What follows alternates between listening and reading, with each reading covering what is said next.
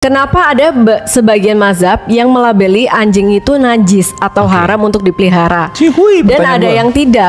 Kenapa nggak dijadikan haram yang mutlak seperti babi? Bahkan najis babi pun nggak seberat anjing. Apa yang menyebabkan anjing itu najis selain karena air liurnya yang katanya banyak bakteri? Ada nggak sih awal mula kenapa bisa anjing itu najis? Padahal lucu, nurut, dan pintar. Iya.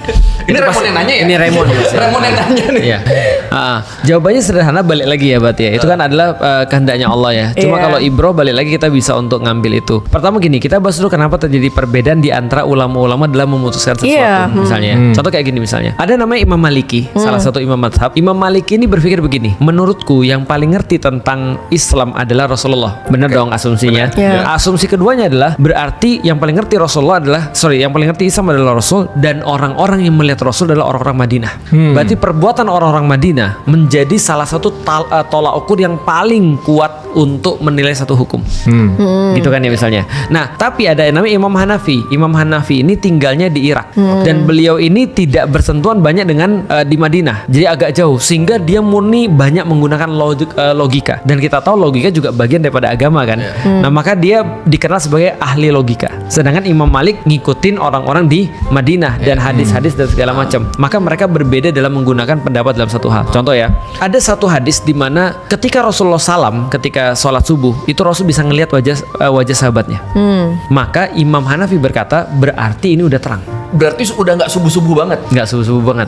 Sedangkan Imam Malik melihat orang Madinah kayak apa. Nah berarti beda kan penentuan waktu subuhnya kan ya. Makanya kalau sekarang kita pergi ke Turki, sholat subuh itu biasanya setelah azan sekitar 30 menitan baru sholat. Pas selesai salam terang tuh. Nah itu salah satunya. Nah ini sekarang kita bicara tentang anjing misalnya. Ada orang berpendapat ketika misalnya Rasul suruh untuk bersihin 7 kali, salah satunya menggunakan tanah misalnya. Ada yang memaknai itu adalah sesuatu yang berat berarti.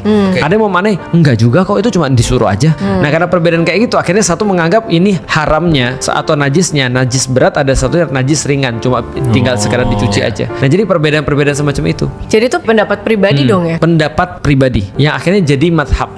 Madhab itu sebenarnya kayak apa ya? Kayak jalan pemikiran. Contoh misalnya kayak aku dan pengikut-pengikutku. Berarti Felix, karena Felix itu mewariskan satu cara berpikir yang khas, pengikut-pengikutnya disebut Felixi misalnya. Berarti berat ringannya najis itu sama haram itu dari ulama. Dan mereka dan orang Muslim sekarang boleh milih mau ikut yang mana. Emang nggak ada hadis atau Al-Quran yang menyeluruskan itu, jadi supaya kita satu pemikiran? Seperti babi. Justru Al-Quran tidak mau untuk menyamakan itu supaya kita lebih mudah. Kok bisa lebih mudah? Iya kan, kita punya pilihan. Kita bisa interpretasi.